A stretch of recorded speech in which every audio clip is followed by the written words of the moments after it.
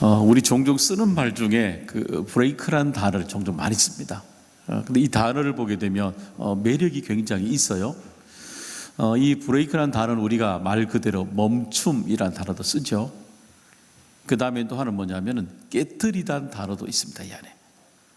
그 다음에 고장나다는 뜻도 있습니다. 그 다음에 뜻이 뭐냐면은 여유란 단어도 여기 있습니다. 그러니까 우리에게 멈춰야만이 여유도 있고, 때로는 무언가 내가 가는 길에 고장이 나야만이 우리가 안에 멈추게 되고, 때로는 내 안에 가지고 있는 틀이라 그러죠. 내 삶에 살아가는 일정의 생활 루틴이라고 그럴 수 있습니다. 어떤 행동의 양식들을 깨트려야 때로는 내 안에 여유가 쉼이 된다는 겁니다. 오늘 본문 말씀을 보게 되면 오늘 본문 말씀에도 이 광야길에 걸어가는 이들에게는 브레이크가 필요합니다. 왜냐하면 이들은 낯선 길을 가죠. 불편한 길을 계속 걸어가야 됩니다. 그러니까 알지 못하는 길, 불편한 길을 계속 걸어가야 되는 이들에게는 이 브레이크가 이들의 삶에 너무너무 필요한 겁니다. 그러니까 가는 길에 우리가 광야길을 읽어보면 그들에게는 생각할 수 있는 생각에 멈추는 시간도 있어야 되고, 또 생각에 멈출 뿐만 아니라 그들 속에 걸어가는 걸음 자체도 멈춰야 될 때가 이 광야길에 계속이 반복이 되는 겁니다. 그들을 위해서 오늘도 하나님이 이 말씀을 주시게 된 겁니다. 우리가 말씀 2절의 말씀 읽어보겠습니다. 이스라엘 자손에게 전하여 그들에게 이르라. 남자나 여자가 특별한 서원 곧 나실인의 서원을 하고 자기 몸을 구별하여 여호와께 드리려고 하면. 그렇죠. 여기 보니까 특별한 서원, 그러죠. 서원이라는 단어가 반복이 됩니다. 말 그대로 내가 하나님 앞에 맹세하다, 약속하다 이런 뜻을 가지고 있습니다. 특별하다는 거죠. 그리고 광야길에 그들 가운데 내가 하나님 앞에 정말 때로는 특별히 맹세하고 싶을 때, 내가 때로는 하나님 앞에 정하고 하나님 앞에 기도하고 싶을 때, 응답을 받고 싶을 때, 그런 사람들에게 주신 하나님의 메시지가 됩니다. 여러분, 종종 우리들도 살아가다 보면 이렇게 서운하고 하나님 앞에 간절히 기도해야 될 때가 오게 되지 않습니까? 어떤 그런 시간에 어떤 때 여러분에게 이런 마음이 들던가요? 아마 우리 속에 아마 육체적인 질병처럼 우리에게 큰 예상치 못한 어려움이 찾아올 때입니다. 어떨 때로 내 삶에 아마 도저히 견디지 못하는 영적인 큰 어려움이 밀려올 때, 그때도 하나님을 붙들고 싶을 때가 있죠. 때로는 내가 감당하지 못할 수 있는, 상상하지 못한 어려움이 내 안에 쭉 고난이 밀려올 때, 그때에 특별한 시간, 내가 하나님 앞에 정말 특별하게 서원하고 기도하고픈 그런 시간을 여러분들이 원할 때가 있지 않습니까? 아마 오늘 이 자리에 예배 드리는 우리 모든 분들 중에도 아마 분명히 오늘 하나님 앞에, 정말 하나님 앞에 내가 특별한 소원을 하고 싶은, 하나님 앞에 정말 이 시간을 가지고 싶은 그런 분들이 분명히 이 속에 계실 겁니다. 아마 그런 분들도 이곳에 이미 그런 소원하는 기도를 이곳에 드리고 계신 분도 분명히 계실 겁니다. 여러분, 그러면 오늘도 우리 인생의 멈춤이 이런 시간이 필요할 때에 우리가 어떻게 하나님을 이 광야에서 우리가 만나야 될까요? 그것은 서원하는 기간을 정하고 자신을 구별하는 것입니다. 우리가 1절, 8절의 전체 내용이 되겠습니다. 우리가 2절의 말씀 한 번 더 읽어보겠습니다. 이스라엘 자손에게 전하여 그들에게 이르라. 남자나 여자가 특별한 서원 곧 나실인의 서원을 하고 자기 몸을 구별하여 여호와께 드리려고 하면. 그렇죠. 여기 보시게 되면은 특별한 서원 곧 나실인의 서원을 하고 자기 몸을 구별하여 여호와께 드리려고 하면 그러잖아요. 그리고 서원하는 주체는 하나님이 아니라 내가 하나님 앞에 엎드려서 기도하고자 하는 자원하는 사람이 기간을 정하는 겁니다. 시간도 정하는 겁니다. 시간도 정하고 기간도 정하는 겁니다. 그게 바로 서원하는 기도가 되는 거죠. 근데 그 내용을 보시게 되면은 서원한다, 나실이라는 뜻이 뭐냐면은 구별한다는 뜻입니다. 거룩이라는 날과 똑같게 되는 거죠. 그래서 내가 하나님 앞에 서원한다, 내가 하나님 앞에 간절히 이런 기도 제목을 가지고 내가 일정 기간 동안에 기도한다는 건 뭐냐면은 그 시간만큼 내가 구별한다는 겁니다. 본문 보면 오늘도 구별하는 방법을 하나님이 요구하고 있죠. 보시면은 포도주와 독주를 내가 먹지 않겠다는 겁니다. 그 기간에. 그리고 또 하나는 뭐냐면은 내가 머리에 삭도죠. 머리를 밀지 않겠다는 겁니다. 대표적으로 여러분 보시면은 인생 전체를 나시린으로 드렸던 삼손 기억하십니까? 삭도를 뒤지 않잖아요. 그리고 마지막에 보면 시체처럼 부정한 죽음을 부정한 것으로 봤기 때문에 우리가 에덴 동산의 죄 이후에 죽음이 찾아왔잖아요. 출발이. 그래서 이 죽음을 부정하게 해석하는 겁니다. 그래서 시체 부정한 것을 가까이 하지 말아야 된다라고 얘기해 주고 있는 겁니다. 근데 조금 우리에게 어려워 이 부분이 7절의 말씀 한번 이 부분을 따라가 봅니다. 그의 부모 형제 자매가 죽은 때라도 그로 말미암아 몸을 더럽히지 말 것이니 이는 자기의 몸을 구별하여 하나님께 드리는 표가 그의 머리에 있음이라. 그렇죠. 여기 보시게 되면은 그럼 이 말씀대로 그대로 보게 되면 부모 형제 자매 죽은 때에도 그러면 여러분들이 지금 기도한다면 그러면 그런 일이 있으면 가면 안 된다는 말입니까? 그런 뜻이 됐잖아요. 그런 이것은 그 당시에 성경이 기록된 그 당시 그 지역의 문화 개념입니다. 있었던 일들에 대한 열거드리고 그만큼 하나님 앞에 여러분 구별되라는 겁니다. 여러분 가셔야죠, 당연히. 여러분 그러면 하나님이 이 서원하는 동안 이런 요구를 우리에게 이렇게 까다롭게 구별하라고 말씀하시는 이유는 무엇일까요? 그것은 구별하고 온전히 그 기간 동안에 하나님을 만나는 일에 초점을 두라는 겁니다. 온전히 내가 하나님 앞에 그 시간과 장소를 구별하면서 하나님 앞에 만나는 일에 구별되게 살아가라는 겁니다. 초점을 맞추라는 겁니다. 우리 8절의 말씀, 이 말씀도 한번 보겠습니다. 자기의 몸을 구별하는 모든 날 동안 그는 여호와께 거룩한 자니라. 그렇죠. 여기 보니까 거룩한 잔이라 그럽니다. 이 거룩이란 단어는 말 그대로 나시로 똑같은 구별이란 단어입니다. 이 거룩이란 단어가 여러분 제일 처음에 들으면 여러분 어떻게 들리세요? 뭔가 좀 부담스럽지 않으세요? 부담스럽고 조금은 왜 이렇게 조금은 부담이 되는 그런 의미로 우리에게 들어오게 되잖아요. 근데 좀 더 들어가 보게 되면 이 거룩이란 단어, 구별한 단어가 우리에게 참 은혜가 됩니다. 왜냐하면 하나님이 우리에게 요구하실 때 하나님께로 다가올 때 우리에게 구별이 아니라 거룩이 아니라 죄 없음이라고 말씀한다면 하나님을 우리가 찾아갈 수 있겠습니까? 아무도 없습니다. 내가 하나님 앞에 소원 기도를 나가려고 할 때 하나님이 내게 죄가 없는 상태로 나오라고 내게 요구하신다면 우리 하나님께 기도할 수 있는 사람이 아무도 없습니다. 하나님은 오늘도 우리에게 이전의 삶이 내가 하나님 앞에 소원 기도를 하기 전에 어떤 삶이든 간에 하나님을 내가 만날 때 그때 구별되는 모습으로 나오라는 겁니다. 이것이 우리가 되는 거죠.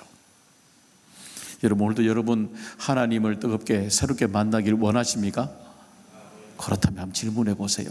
지금 내가 하나님 앞에 구별되어야 되는 것은 무엇일까? 내가 정말 하나님을 내가 만나야 된다면 하나님과 나 사이에 가로막고 있는 것은 무엇일까? 구별되어야 되는 것은 무엇일까? 이 질문을 던져봐야 되는 것입니다. 그래서 하나님 오늘도 서원하는 그 자리를 통해서 하나님과 나 사이에 막혀 있는 것을 걷어내고 또 걷어내는 거죠. 구별되는 겁니다. 걷어내면서 하나님을 온전히 하나님을 만날 수 있도록 우리를 이 서원하는 동안에 우리를 부르고 계시는 것입니다. 그런 풍성한 은혜가 여러분 가운데 일어나기를 간절히 소망합니다. 열왕기상 우리 18장에 보시게 되면은 갈멜산에 엘리야와 850명의 우상 선지자들과의 대결이 있습니다. 850대 1입니다. 우리가 알고 있는 대로 그 결과는 이 엘리야의 절대적인 압승으로 끝나게 됩니다. 일방적이죠. 할 것도 없죠. 일방적으로 모든 이 대결이 끝이 나버리게 됩니다. 그런데 문제는 그 압승으로 끝나고 난 뒤에 그 뒤에 이상한 일이 일어나기 시작합니다. 압승이 끝났어요. 많은 이스라엘 백성들에게 우상이 헛것이라는 것이 다 드러났습니다. 다 헛것이라고 다 드러난데도 불구하고 압승으로 하나님이 어떤 분인가를 다 드러낸데도 불구하고 이스라엘 백성들이 하나님께로 돌아오지 않는 겁니다. 여러분 이상하죠? 압승이 되었잖아요. 하나님이 어떤 분인가를 다 드러냈잖아요. 그런데 그들 가운데 우상을 버리고 하나님께로 돌아오지 않습니다. 오히려 정작 도망가는 사람은 누가 도망가냐면은 압승을 거둔 엘리야가 도망가기 시작합니다. 이상한 일이 벌어지게 된 겁니다. 그래서 엘리야가 멀리 브엘세바까지 광야에 내려와서 그가 그 광야 로뎀나무 밑에서 고민하기 시작합니다. 아무리 생각해도 이해가 안 되거든요. 압승으로 끝났으면 그들이 다 회개하고 하나님께로 나와야 되는데 나오지가 않아요. 하나님을 높여야 돼요. 높이지 않고 정작 도망가는 사람은 누구냐면은 압승을 거둔 엘리야가 목숨을 피하기 위해서 도망가고 있었던 겁니다. 그 광야 한복판에서 그는 이 이해되지 않는 상황을 하나님 앞에 이야기합니다. 도저히 받아들여지지 않는 이 상황에 대해서 이 감정들을 가지고 하나님 앞에 막 기도합니다. 그러다가 그가 이해되지 않는 이 패배감에서 그런 번아웃이 되게 됩니다. 그의 마지막 기도는 하나님 내 목숨을 걷어가 주옵소서, 이 기도입니다. 사랑하는 여러분, 우리도 똑같죠? 종종 우리들도 서원 기도를 하기 위해서 하나님 앞에 올라오면서 기도가 시작이 됩니다. 그 기도가 시작이 될 때 내게 찾아오는 감정들이 남아 있습니다. 어떤 기도든가요? 때로는 어떤 사람에게는 그 서원 기도할 때에 하나님을 붙들 때에 내게 엘리야처럼 이해되지 않는 감정들이 내 안에 들어옵니다. 하나님, 내가 어떻게 하나님 내게 그럴 수가 있어요? 하나님, 내가 하나님 앞에 어떻게 생활했는데 하나님 내게 어떻게 이럴 수가 있으세요? 내 안에 이해되지 않음을 가진 감정들을 집어냅니다. 때로는 패배감도 밀려옵니다. 무력감이죠. 내 삶에 살아왔던 수많은 무너짐, 이 무력감들이 정작 하나님 앞에 서원 기도를 하고 내가 작정하고 간다고 말할 때에 수많은 다양한 감정들이 나를 몰아가게 됩니다.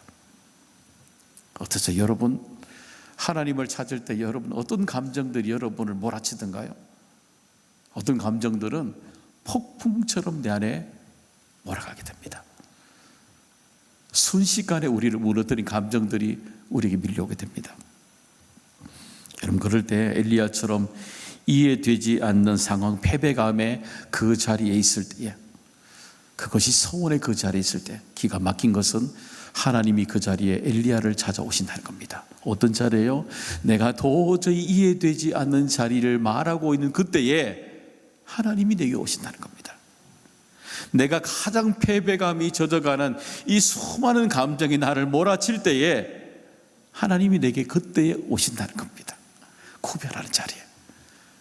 그래서 내 안에 여전히 남아있는 이 수많은 불평과 같은, 내가 도저히 걷어지지 않는, 내 힘으로 걷어지지 않는 이 안개와 같은 감정들을 햇빛이 비출 때 걷어가듯이 하나님이 내 안에 있는 수많은 감정들을 하나씩 하나씩 서원하는 사람의 자리에서 걷어가십니다.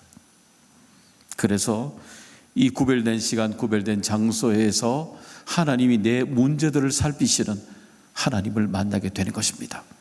사랑하는 여러분, 오늘도 여러분 안에 서원의 시간이 필요하신가요?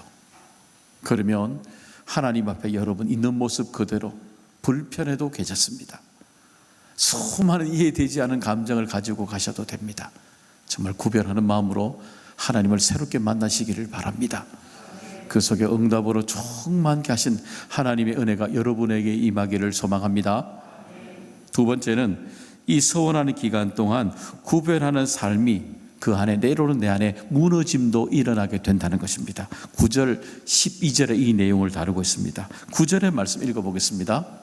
누가 갑자기 그 곁에서 죽어서 스스로 구별한 자의 머리를 더럽히면 그의 몸을 정결하게 하는 날에 머리를 밀 것이니 곧 일곱째 날에 밀 것이며.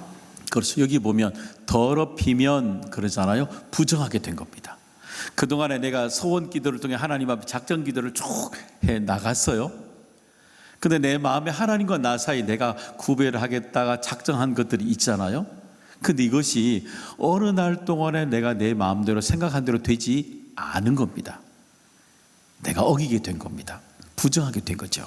예를 들어서 여기 보시면은 6절에 시체를 가까이 가지 말아야 한다 그랬는데 이들 말씀 따라가면 내가 그 말씀대로 지키지 않았으니까 부정하게 된 겁니다. 그럼 내가 그동안에 하나님 앞에 소원 기도를 쭉 다 해왔으니까 내가 그동안에 해왔던 기도가 무효가 되는 거잖아요. 참 억울하잖아요.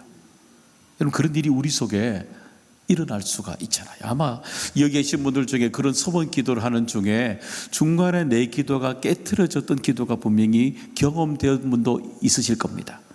그럴 때 말입니다. 그런데 그때에 우리 하나님이 우리에게 말씀하십니다. 왜냐하면은 우리가 모든 사람들의 믿음이 다니엘처럼 한결같은 믿음은 우리에게 아무도 없잖아요. 한결같은 믿음이 우리에게 다 없기 때문에 우리에게 이렇게 말씀하십니다. 9절의 말씀 한 번 더 읽어보겠습니다. 누가 갑자기 그 곁에서 죽어서 스스로 구별한 자의 머리를 더럽히면 그의 몸을 정결하게 하는 날에 머리를 밀 것이니 곧 7째 날에 밀 것이며. 그렇죠. 여기 보게 되면 더럽히면 끝났다는 얘기 하지 않습니다. 뒷부분에 보게 되면 그의 몸을 정결하는 날에 7일입니다. 7째 날이 될 것이며, 그러니까 내가 머리를 부정하게 되었을 때 더럽혔다 그러면은 어디를 미냐면요, 머리카락을 다 미는 겁니다. 그 당시에 그렇다는 겁니다. 지금 여러분이 미실 필요는 없습니다. 그 당시에 머리도 하나님 앞에 온전히 드린다 그랬으니까, 더럽혀졌으니까 내가 더럽혀진 것을 상징적으로 없애야 된다는 의미가 있거든요. 그러니까 이 머리카락을 하나님 앞에 다 깨끗하게 잘라버리는 겁니다. 부정한 것들, 더럽혀졌다는 것을 없애버린다는 의미가 되는 겁니다. 그 기간은요 7일이 되는 거죠. 그 7일 동안 다 정결하게 되는, 그리고 하나님이 원하시는 구별된 자리로 다시 서원의 기도 자리로 돌아오라는 겁니다. 그러면 왜 이렇게 서원의 자리로 하나님은 다시 돌아오라고 우리에게 말씀해 주고 계실까요? 그것은 하나님은 우리에게 가지고 온 문제 속에서 새로운 은혜를 새롭게 경험하기를 원하시고 계시기 때문인 것입니다. 우리 10절의 말씀 읽어보겠습니다. 8째 날에 산비둘기 2마리나 집비둘기 새끼 2마리를 가지고 회막문에 와서 제사장에게 줄 것이요. 그렇죠. 여기 보니까 8째 되는 날이죠. 7일 동안 내가 부정한 것들을 다 지나서 머리카락을 밀고 부정한 것을 다 지우고 나면 8일입니다. 8일이니까 새로운 날이 시작한 겁니다. 새 날의 의미가 있는 겁니다. 그러니까 하나님이 7일이 지나고 이 서원 기도에 가져왔던 문제가 새 날이 되는 새로운 은혜를 시작하라는 겁니다. 우리 하나님이 원하시는 것들이죠. 저는 오늘도 여러분이 여러분의 마음속에 있는 품고 있는 서원 기도를 가지고 하나님 앞에 오신다면 여러분에게 이전 것은 지나가게 하시고 8일째 되는 새로운 은혜를 경험하는 여러분의 경험이 반드시 있기를 원합니다. 여러분 다니엘서 보시게 되면은 다니엘서 6장에 보게 되면 느부갓네살이 이 신하들이 이 다니엘을 무너뜨리기 위해서 말씀을 가지고 말씀으로 유혹하죠. 그 말씀은 뭐냐면은 그들이 조서를 꾸며서 왕이 아닌 다른 대상에게 절을 하게 되면, 그죠? 절을 하게 되면 사자굴에 던지게 되는 법령을 만들게 됩니다. 근데 그 얘기를 듣고 있던 이 다니엘이 원래 하던 대로 하나님 앞에 느부갓네살 왕에게 우상에 절하지 않고 하나님께 온전히 엎드리게 됩니다. 그 얘기를 들었죠. 사자굴에 얘기를 사자굴에 던져진다는 얘기를 듣고도 여전히 늘 하던 대로 하나님 앞에 엎드리게 됩니다. 아마 이해되지 않죠. 전혀 성경을 보게 되면 근심 걱정하는 모습 하나도 볼 수가 없습니다. 동요되지도 않습니다. 아마 옆 사람이, 믿지 않는 사람들이 이렇게 봤을 때에 다니엘의 모습은 이해 불가한 모습입니다. 그러면 여러분 보세요. 왜 이렇게 이 다니엘이 이렇게 자기 목숨이 던져진다는 것, 사제굴에 던져진다는 걸 알면서도 왜 늘 하던 대로 하나님 앞에 이렇게 기도하고 있을까요? 이 모습입니다. 그것은 뭐냐면 그가 이전에 그가 하나님 앞에 늘 하던 대로 이렇게 작정하고 기도하고 이때에 그 이전의 과거에 그는 하나님 앞에 작정하는 그때에 응답받았던 기억이 있던 것입니다. 어떤 기억이에요? 우리가 알고 있는 풀무불 속에 죽음의 직면에 끝자락의 한계를 갔을 때에 그를 건지셨던 하나님을 만났던 것입니다. 하나님, 정말 그 인생을 다 지나가게 하시고 인생의 모든 문제를 8일째로 바꾸시는 새날을 만드신 하나님을 만났다는 겁니다. 그 경험을 하니까 그걸 기억하고 있던 거죠. 내 인생의 8일째로 새날로 바꾸셨던 하나님, 그 하나님을 이 다니엘이 기억해낸 것입니다. 사랑하는 여러분, 오늘도 여러분 혹시 기억을 잃어버리고 살아가고 있지 않으세요? 하나님이 우리의 인생의 과거 속에 새날을 만드셨던 그 기억들, 혹시 그 은혜 다 잊어버린 건 혹시 아니신가요? 오늘도 여러분 기도의 응답을 그때 만났던 사람들은 주저없이 하나님 앞에 또 기도합니다. 그 자리는 바로 하나님이 내게 주시는 응답의 자리가 있기 때문인 것입니다. 경험한 사람은 또 역시 그 자리로 가게 되는 것입니다. 이런 은혜를 우리에게 베풀어 주십니다. 고린도전서 10장 13절에 주시는 말씀입니다. 사람이 감당할 시험 밖에는 너희가 당한 것이 없나니 오직 하나님은 미쁘사 너희가 감당하지 못할 시험 당함을 허락하지 아니하시고 시험 당할 즈음에 또한 피할 길을 내사 너희로 능히 감당하게 하시느니라. 그렇죠. 하나님이 오늘도 우리에게 여러분 능히 감당할 수 있는 은혜를 꼭 만나게 하시기를 바랍니다. 여기 보니까 우리가 시험 당할 점에 하나님이 우리에게 어떤 것을 주시냐면 피할 길을 내신다는 겁니다. 어떤 피할 길이냐면 이 피한다는 뜻이 뭐냐면 회피란 뜻이 아니라 그 자리에 안에서 밖으로라는 뜻입니다. 안에서 밖으로라는 겁니다. 어떻게 보면 인투가 되겠죠. 안에서 어떤까지 이끌어 간다는 겁니다. 끄집어낸다는 겁니다. 그래서 하나님이 우리에게 직면한 그 문제로부터 우리를 그 상황에서 끄집어내어서 하나님이 예비해 놓으신 그 길을 가도록 하신다는 겁니다. 하나님의 기가 막힌 방법입니다. 하나님은 여전히 오늘도 하나님이 섭리하신 기가 막히는 방법대로 우리의 상황 속에서 우리를 끄집어내십니다. 그래서 우리로 하여금 이전에 보지 못했던 광야길에 홍해 길을 열어가시듯이 우리의 길을 열어가게 하시는 것입니다. 오늘 이런 일들이 여러분의 삶의 자리에 반드시 일주일 동안 일어나기를 간절히 소망합니다. 세 번째는 하나님이 소원 기도를 마치고 난 뒤 우리 자신들을 다시 구별하라고 말씀하고 있습니다. 13절에서 우리가 21절에 해당된 내용이죠. 13절의 말씀 읽어보겠습니다. 나시린의 법은 이러하니라. 자기의 몸을 구별한 날이 차면 그 사람을 회방문으로 데리고 갈 것이요. 거기 보면 구별한 날이 차면 그러죠. 그러니까 이게 기도의 소원의 자리에 올라와서 모든 기간들이 다 끝이 났다는 겁니다. 차면 그러면 그 다음은요 일상으로 돌아가야죠. 기간이 끝났으니까.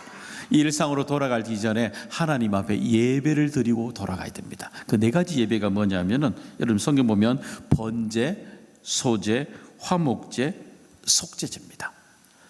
그 예배를 드리면서 내가 소원하기 전에 시작했을 때 올라왔던 감정들, 그리고 소원이 시작되고 마치는 날까지 일어난 수많은 일들, 그리고 소원 기도를 마치고 난 뒤 이제 내가 삶으로 일상으로 돌아가는 그 삶의 자리를 이렇게 살펴보라는 겁니다. 이 제사의 가장 밑바닥에 주된 마음은 뭐냐 하면은 감사입니다. 감사. 그러면 하나님이 오늘도 이 감사, 내일부터 일상을 살아가는 동안에 우리에게 어떤 감사를 말씀하고 있는 걸까요?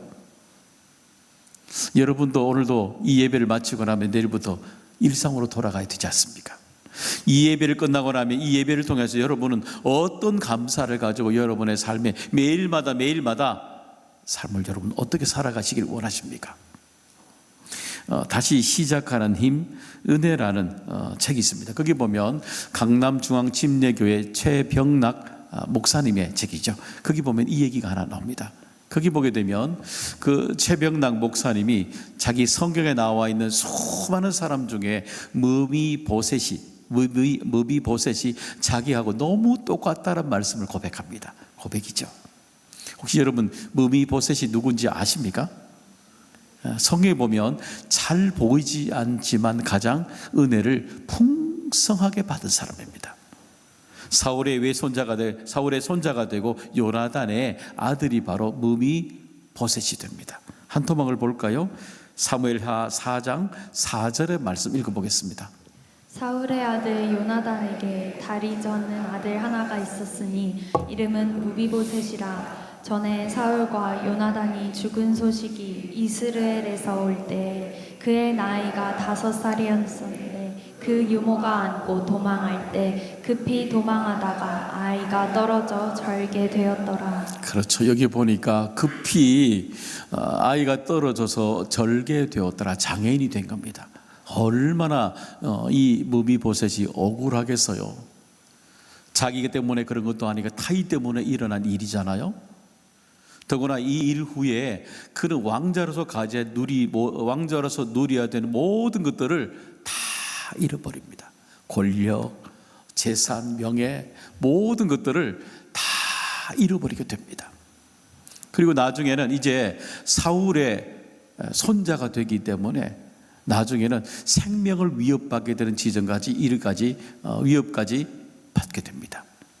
절체절명의 순간이 맞게 되는 거죠. 어쩌면 성경에 나오는 사람들 중에 여러 중에 어쩌면 참 불행한 사람 중에 한 명이 누구냐면은 무비보셋이 됩니다. 그런데 기가 막힌 것은 뭐냐면은 그 9장 7절에 보면 하나님이 이 얘기를 이렇게 간섭하십니다. 읽어보겠습니다. 다윗이 그에게 이르되 무서워하지 말라. 내가 반드시 내 아버지 요나단으로 말미암아 내게 은총을 베풀리라. 내가 내 할아버지 사울의 모든 밭을 다 내게 도로 주겠고 또 너는 항상 내 상에서 떡을 먹을지니라 하니. 그렇죠. 이 단어 참 마음에 들죠. 여기 보시면 내 아버지 요나단 때문에입니다. 요나단의 그 선행들이 기가 막힌 이 상황을요 반전시키기 시작합니다. 뒤집어 놓으십니다. 요나단 그 은혜를 때문에 그 다윗이 그 아들을 후대하기 시작합니다. 그가 이전에 잃어버린 모든 것들을 다 회복시켜 줍니다. 왕자의 자리에 그 자네 똑같은 위치의 자리에 올려놓기 시작합니다. 그의 인생에 가장 실패와 불행이 아닌 그의 삶을 완전히 회복해 하시는 걸음이 된 것입니다. 사랑하는 여러분, 이거 바로 기가 막힌 하나님의 섭리가 아니겠습니까? 오늘 우리 속에 기가 막힌 은혜 우리에게도 있습니다. 어떤 은혜일까요? 우리도 때로는 죄로 죽을 수밖에 없는 영원한 구원받지 못하는 삶이 우리들의 삶이었잖아요. 죄로 죽을 수밖에 없는 우리들을 십자가의 보혈을 통해서 우리를 건져주셔서 그 예수 그리스도의 십자가 때문에 우리를 의인 삼아 주셨고 하나님의 자녀로 삼아 주셨기 때문입니다. 그 감사가, 그 절대적인 감사가 그 무비보셋과 같은 그 인생을 돌이켰던 하나님이 우리의 인생을 다시 돌이키게 되는 것입니다. 그 감사를 가지고 다시 내 일상의 삶을 시작하게 되는 것입니다. 사랑하는 여러분, 우리 인생에 종종 멈춤은 누구나 찾아옵니다. 생각도 멈춰야 되고 우리 안에 브레이크처럼 고장이 나고 깨트려질 때가 우리에게 많이 일어납니다. 아마 앞으로도 그럴 겁니다. 그때마다 여러분의 인생에 하나님과 종종 만나는 독대 시간을 가지십시오. 그 독대하는 시간을 통해 구별하면서 하나님이 내 문제를 살피실 수 있도록, 그리고 내 문제를 반전으로 뒤집으실 수 있도록, 그리고 내게 주신 절대적인 감사가 무엇인지를 회복하는 그 시간이 있어야 되지 않겠습니까? 그러네 우리 모두에게 주시기를 주님의 이름으로 축복합니다.